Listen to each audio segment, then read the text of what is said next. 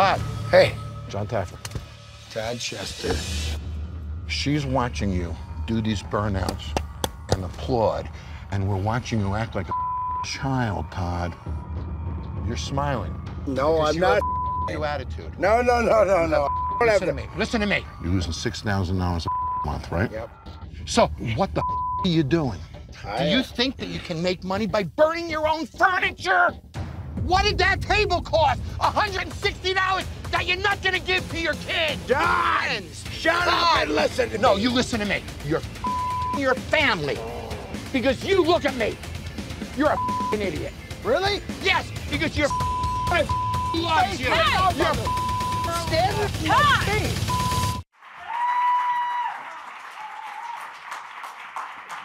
Thanks, everybody.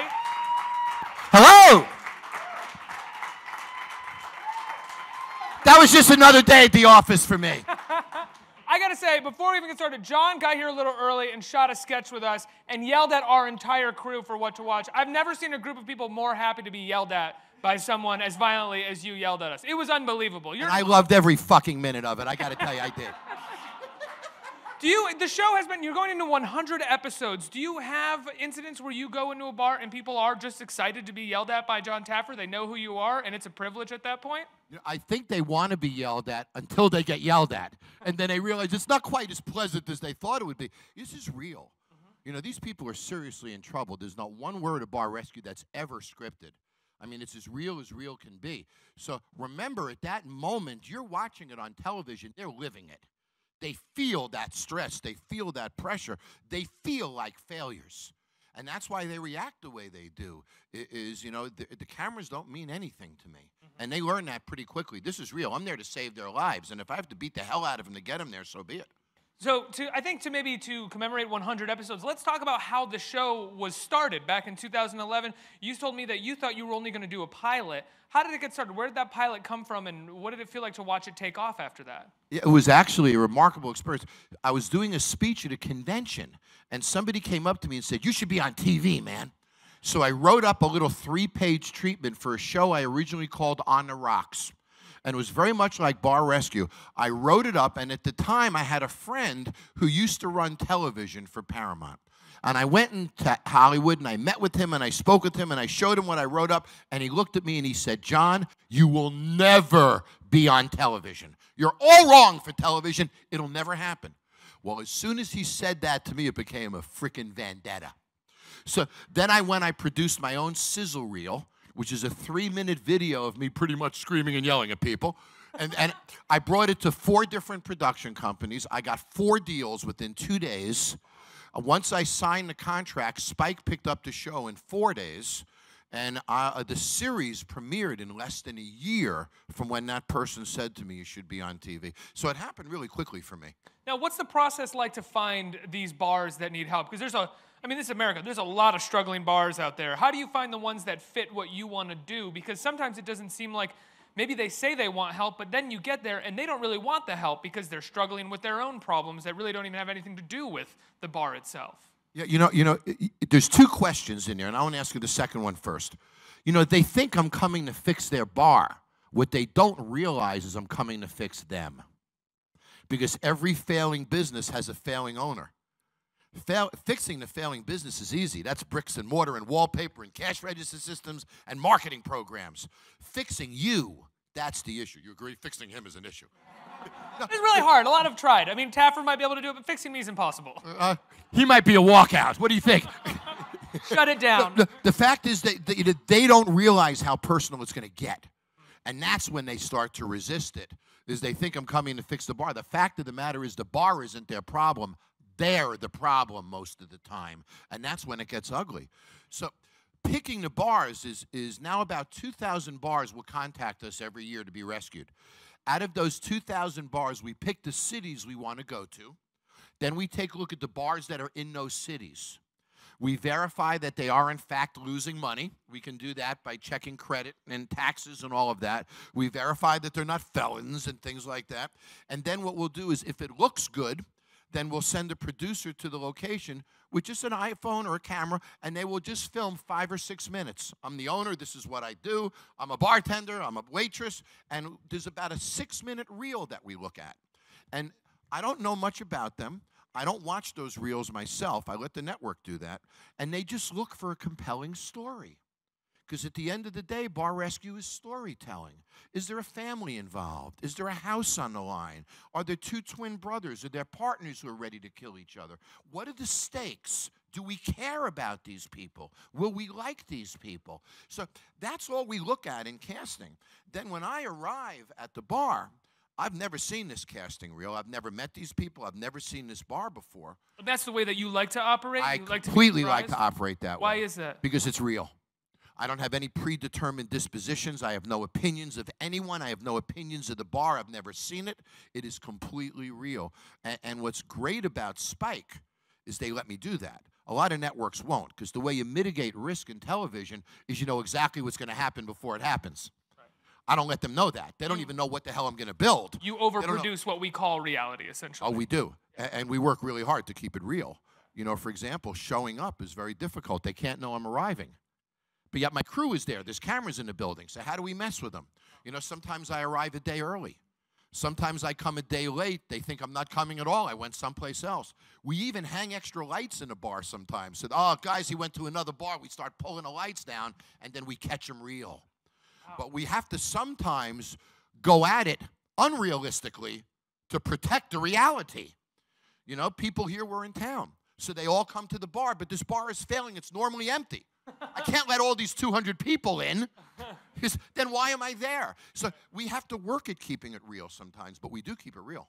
Do you ever find that, I mean, as you said, people will show up to the bar because they know that you're in town. Do you ever find that a bartender or the owner's brother or friend will sort of overperform because they know that you're coming, and maybe they want to get yelled at by John Taffer? They know they're getting a little too drunk. They'll get performative for the camera themselves? You know, I think that's a great question. And the fact is that really doesn't happen very much. First of all, if it does, I'm going to bust them. And, you know, and I'm very quick to look at them and say, I don't give a shit about these fucking cameras. They mean nothing to me. This is you and me. Let's go to freaking work. And my job is to make it real. They don't know my producers. There's no producers interacting with them. It's me, them, and a bunch of cameras in a room. And I have to make the cameras disappear by creating the reality and the intensity and connecting with them while we do the show, and it works for us. The cameras do disappear, as you see. Yeah. There's no way these people would act this way thinking that they're on camera at that moment. So you can't hide that reality. Now, sometimes they don't like it when they see it later, but they still did it. Now, I have a question about you as a person, because you've been in nightlife for a long time, right? That's dealing with drunk, angry people a lot. And in the show, we see you yelling at people a lot, trying to get their attention. But I have this idea of you as probably kind of a pretty patient guy, because you are dealing with drunk people all the time and you're fixing nightlife situations, so you have to be kind of patient with the results. Is that true, or are you as impatient? Fuck no. I don't think there's anybody who knows me well that would say I'm patient, to be honest with you. Interesting. You know, I am not patient. A bar rescue is probably me at my most patient, to be honest with you, because TV tends to slow you down a little bit. But no, I'm really not patient. I'm the kind of person who, you know, even when I work with large corporations, and a lot of my clients are large companies, and, you know, we want to roll out a new menu item. It's going to take us 8 weeks. No, I'll give you 2 frickin' weeks. Yeah. You know, I'm just not patient. There's no place for patience in business. You know, patience in life means things happen slower than they could. So if you're going to be on this planet for 70 years and things happen slower than they should, at the end of 70 years, you're going to have less, aren't you? Less experiences, less time, less money, less of everything. So let's all hurry up, man, and get more out of life. That's my view. So patience is not a... Am I crazy? So then you would say that patience is not a virtue whatsoever. No, man, let's hurry up and live, you know? Even when we relax, let's do it quickly. So now when it comes to the show, you clearly, I mean, as we've seen in that clip and so many instances, you're dealing with people who have substance abuse problems at times. Owners, the owner's brother, the owner's partner, something like that. What sort of philosophy do you have when it comes to dealing with people that have a substance abuse problem? Because you're coming in to fix the bar, and as you are coming in to fix them, it takes a long time to fix someone with a problem like that. So how do you sort of get around that or fix them as much as you can to make sure that the bar works? Well, first of all, they're not allowed to drink when I'm on property. I will breathalyze them 10 times a day if I have to. I don't mess around. I will not deal with the drunk. And you've seen me do that on television. I will challenge them. I will breathalyze them. I will not mess around. So now at least they're going to be sober for the 5 days that I'm there. That's a start. So now I have them sober for 5 days. You know, I've been in this business for a long time, and I believe that substance abuse in very many cases just simply comes from weakness. And I have to pump them up, not take their esteem away from them. So the trick to bar rescue is breaking you down, but then building you up to a higher place than you were when I got there. You know, and a famous American president, Richard Nixon, who's not the favorite, once said something very astute. You don't know the highest mountaintop until you've been in the lowest valley. So when you're motivated, you get it when you weren't motivated. And the problem with alcohol in bars is it doesn't mix. I mean, if you were into drugs, I wouldn't tell you to be a pharmacist either. I mean, that makes no freaking sense. Right. So get in the bar business because you like the business, not because you like bars. Or alcohol. Or like alcohol. Sure, you want to do that, do it in your basement. A lot cheaper. Now, you got 100 episodes, and I think a lot of people would want to know who've seen all those 100 episodes.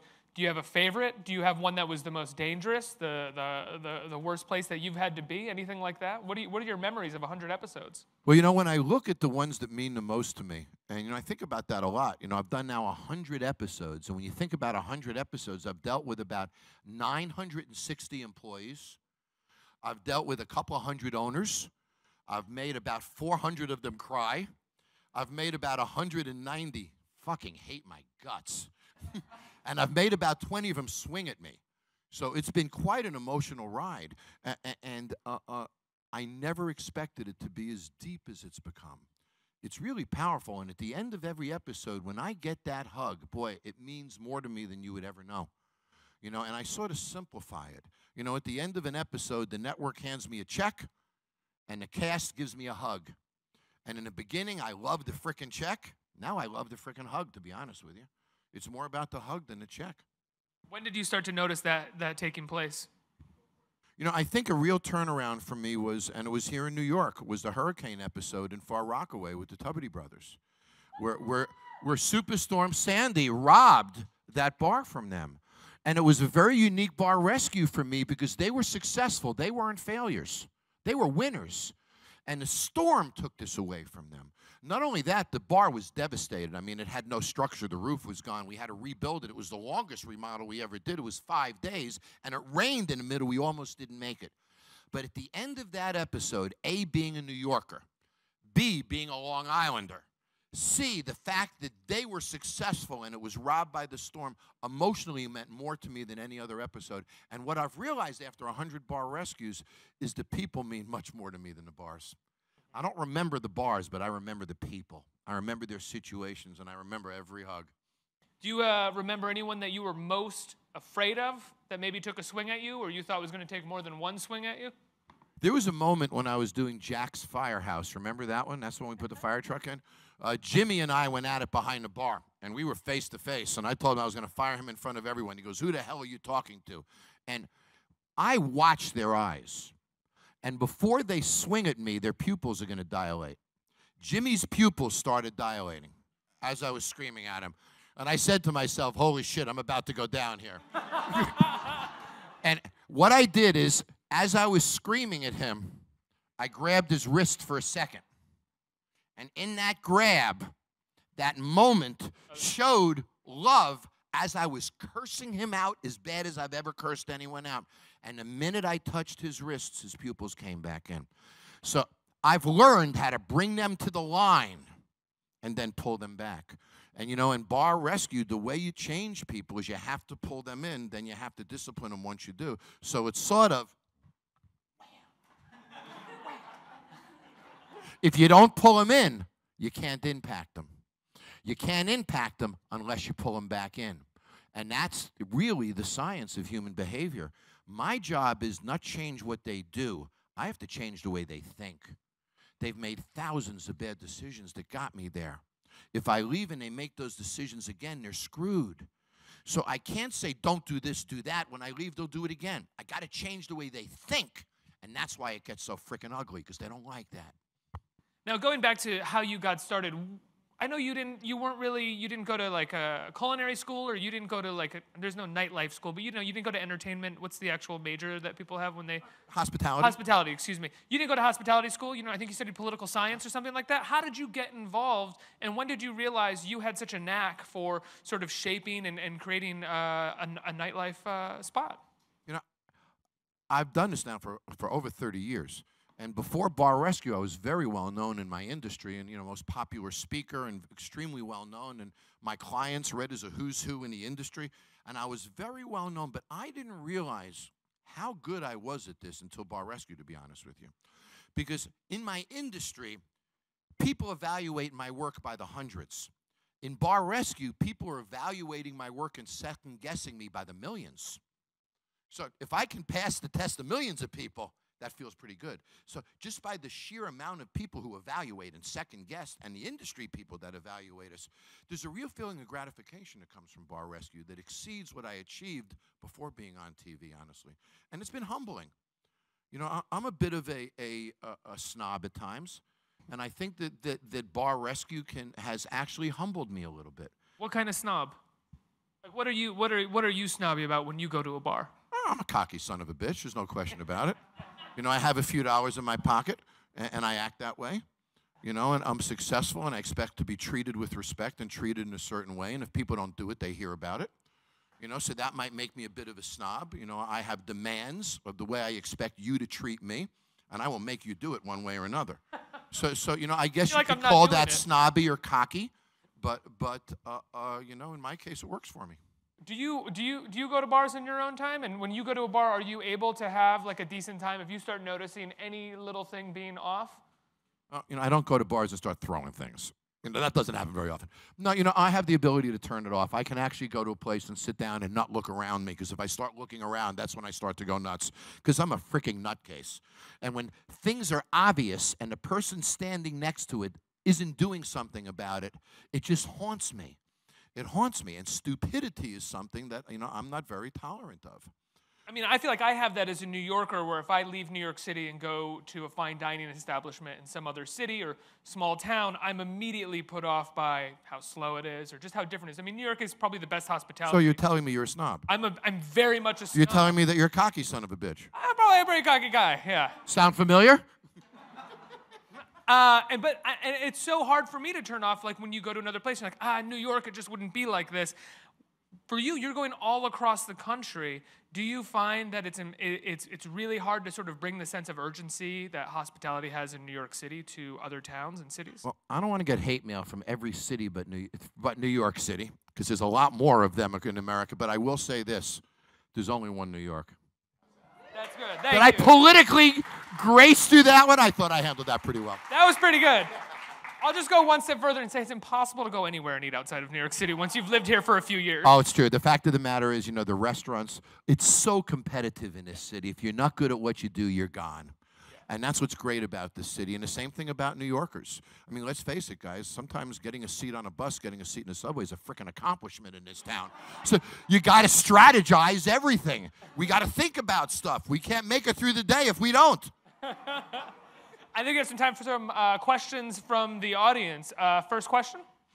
Hey, John. My name's Terry. I'm from Albany, New York. First of all, big fan. Would love you to come up to Albany. There's a bar called Casey Finn's. It's a dump, and it needs your help.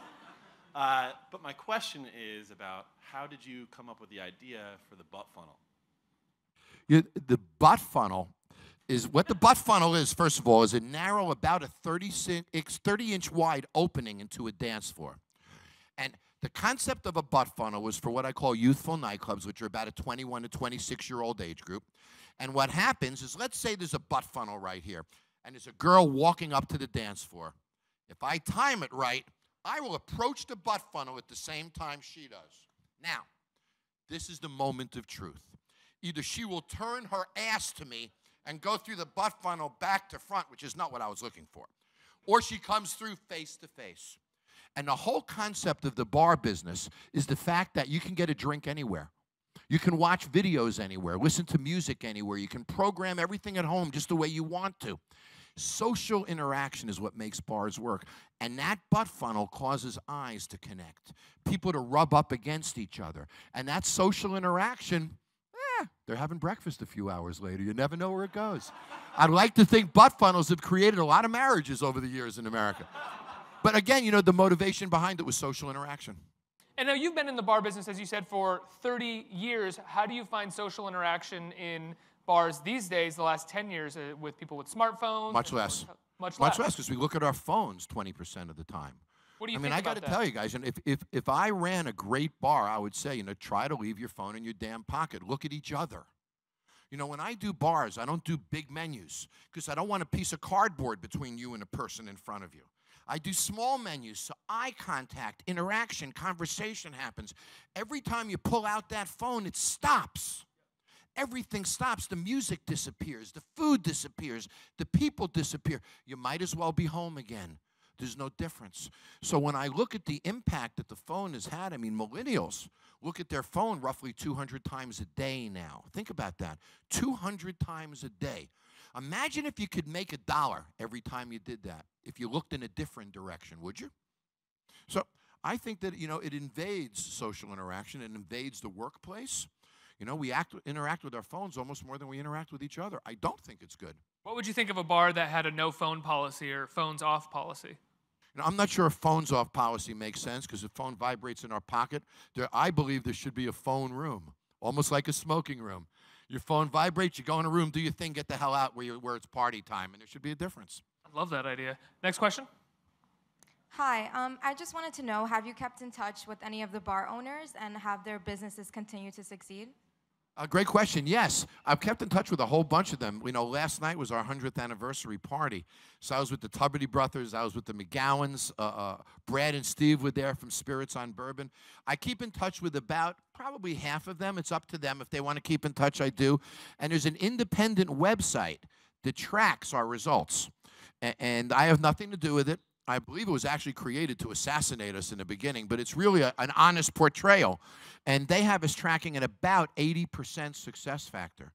And when you consider the amount of debt and how close they are to closing, and you hear them say it when we get there, I make them say it themselves with 2-3 weeks from closing, I'm really proud of that number.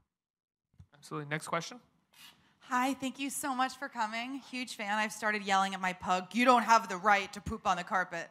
Perfect. She's like, what? How's that working out? It's not very good. She's 9 and blind, so she doesn't really care. Well, screaming has to be disciplined. I gotta learn from the best. Thank you so much for coming. My question for you is, do you find that when you're having these really difficult episodes that any of this is going over anyone's head? I know you had that one episode where you did a walkout. Yeah. Were there any other scenes like that that maybe didn't make it to air that kind of told a different story for each episode? You know, we're really careful to put forth the story that happens. And when people tell you, oh, no, they can change the story in post-production, I can't make somebody look like an asshole if they didn't act like it. You know, if they act like it for 10 minutes and they were a nice guy for an hour, in theory, I could not show you the nice guy. But they still have to be an asshole for those 10 minutes for me to get that footage. So when they say it's not an honest portrayal of the show after the fact, you got to understand they're embarrassed at what they did. Because I will tell you right now, it is an honest portrayal of the show. We are a 42-minute show. I'm there for 5 days. You know, I'm on camera probably 60, 70, 80 hours each week. We edit down about 400 hours to those 42 minutes. So, you know, one of the biggest frustrations is what winds up on the cutting room floor. And sometimes they're really powerful moments, but they don't progress the story.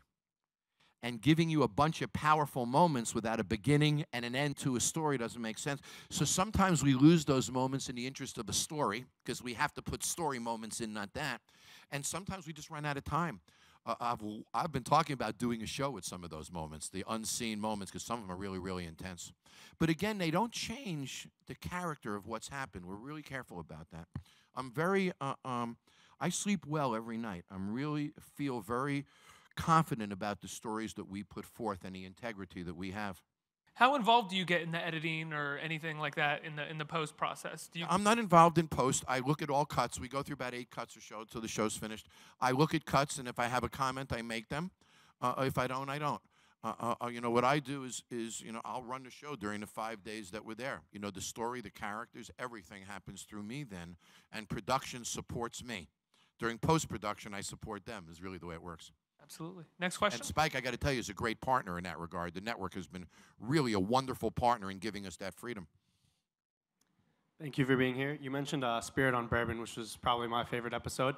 So how frequently do you draw inspiration from the surrounding areas? And you mentioned you go on blind, but do you ever find out you're going to a location and you get really excited, like you're going to New Orleans, as opposed to the middle of nowhere? Yeah, sure. New Orleans is a great example of that. You know, so when I learned that I'm going to do a bar on Bourbon Street, I mean, that's pretty freaking cool. So I'm excited before I get there. But then when you look into it, you realize, wow, there's 57 bars on 3 blocks in Bourbon Street. It is the most competitive marketplace in the world. Suddenly you start to look into it, and it isn't so cool. Now it's a major challenge. So Spirits on Bourbon is actually one of our biggest success stories. Their sales are up over $1 million a year since we left. They sell, you ready for this? They sell 16,000 resurrection cocktails a month. A month. 16,000 of those skull mugs walk up and down Bourbon Street. The barbershop chair is one of the most photographed attractions on Bourbon Street. And sometimes I'm asked, how did that concept happen? I arrived that day. I had no idea what to build. So I told one of my crew members, do me a favor, do research and find out the history of this building. Has anybody ever been killed here? Has anything ever happened in history? And we found out that the building was owned by a barber years ago who cheated on his wife, and one of his girlfriends killed him. So hence Spirits on Bourbon, hence the barbershop chair, hence the resurrection cocktail, and it all came together from that one premise. And that's what a great concept is. It's one creative thread, and everything else connects to that thread. In the case of Spirits on Bourbon, it was the story. His name was Edward Dubois, I believe, who was the barber that was based upon. That's a great New Orleans name, Edward Dubois. Next question. Hi, John. Hi. Down the road, if you had the opportunity to do a spinoff for another industry to rescue, what would that be? Congress.